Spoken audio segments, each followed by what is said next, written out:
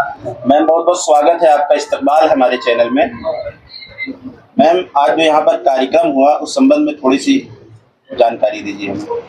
जी, आज डॉक्टर हसन जो हमारे सभासद हैं मछली शहर कस्बे से, उनके आवास पे समाजवादी पार्टी के चुनावी आगाज के लिए सभी को आमंत्रित किया गया था। जैसा कि आप सभी को पता है कि लोकसभा के चुनाव आ गए हैं और बाकी विधानसभा के विभिन्न जगहों पे ऑलरेडी प्रचार प्रसार शुरू हो चुका है। यहाँ पे आने में भी थोड़ा सा डिले इसीलिए हुआ क्योंकि हम अदर बैकवर्ड्स में वहाँ पे लोगों के बीच में थे, उनके दुख सुख में थे।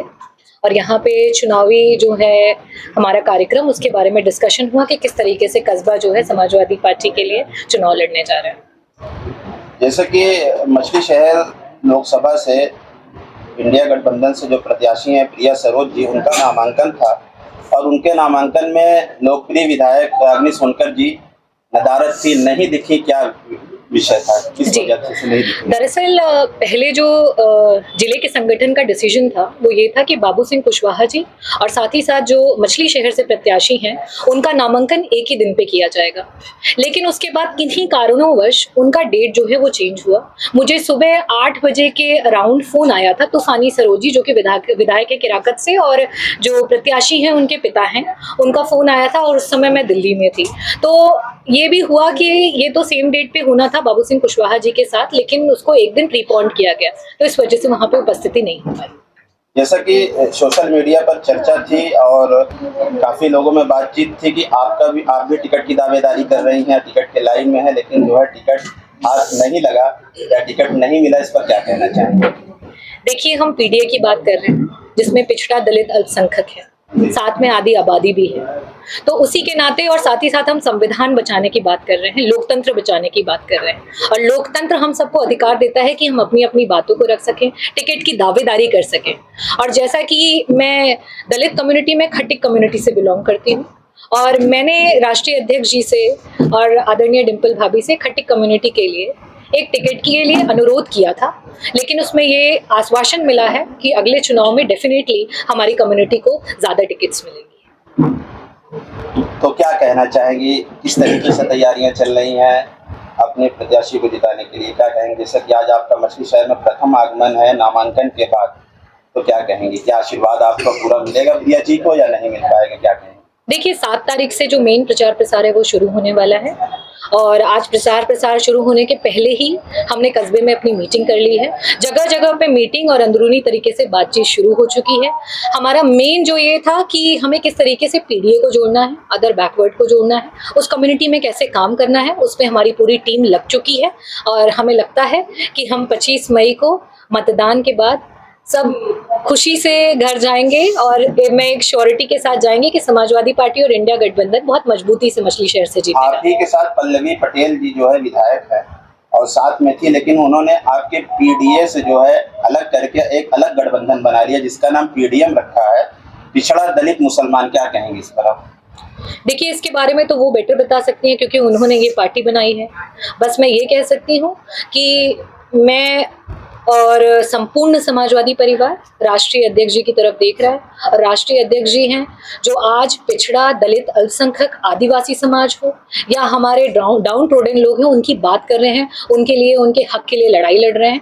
और चाहे वो हमारा युवा हो जो आज बेरोजगार घूम रहा है, हमारी महिलाएं हैं जिनका उत्पीड़न हो रहा है, हमारे किसान भाई हैं जिनका उत्पीड़न हो रहा है, या हमारा हर एक समाज है जिसका उत्पीड़न हो रहा है, उनके लिए राष्ट्रीय अध्यक्ष जी खड़े हैं और लड़ाई लड़ रहे हैं और हम सब उनके साथ हैं। बीते दिन आप बाबू सिंह कुशवाहा जी की नामांकन सभा में शामिल थी और वहां से जो है बहुजन समाज पार्टी की जो राष्ट्रीय अध्यक्ष हैं या उतारा है श्रीकला रेड्डी जी, तो क्या कहेंगे, किस तरीके से लड़ाई देख रही हैं आप?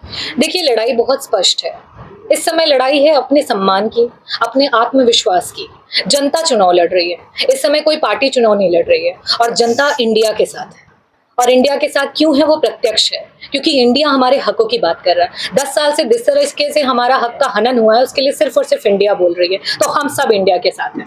मछली शहर में तीनों बड़ी पार्टियों ने सरोज ही उम्मीदवार को उतारा है, तो किस तरीके से लड़ाई समझ रही हैं आप, क्या कहेंगे?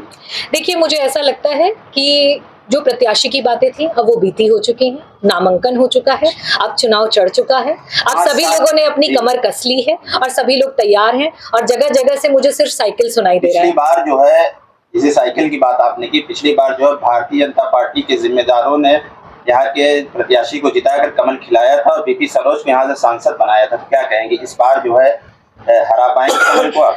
देखिए, मैं यही कहना चाहूंगी, अगर हम में से किसी से कुछ भूल हुई हो तो उसे सही करने का समय आ गया है और जिन लोगों ने वो किया वो बेचारे बहुत पछता भी रहे हैं। तो अब सही मौका आ गया है, सही समय आ गया है, सही दाव खेलने का समय आ गया है और सब लोग एकजुट हो चुके हैं और सभी लोग साइकिल को जिताने वाले हैं। सांसद जी के 5 साल मुकम्मल हुआ तो किस तरीके से आप देख रहे हैं उनके कार्यों को? देखिए, मैं तो सांसद जी के कार्यकाल के लास्ट 2 सालों में आई हूँ। यहाँ पे मौजूद जनता जो है उन्होंने उनका 5 साल देखा है और उनका 5 साल जिस तरीके से उन्होंने अपना कार्य किया है, सबके शक्ल उसको बयां करती है, चाहे वो रोड हो, चाहे बिजली हो, चाहे पानी हो, चाहे किसानों के लिए सिंचाई का उपलब्धता हो, हर चीज में जनता परेशान रही है।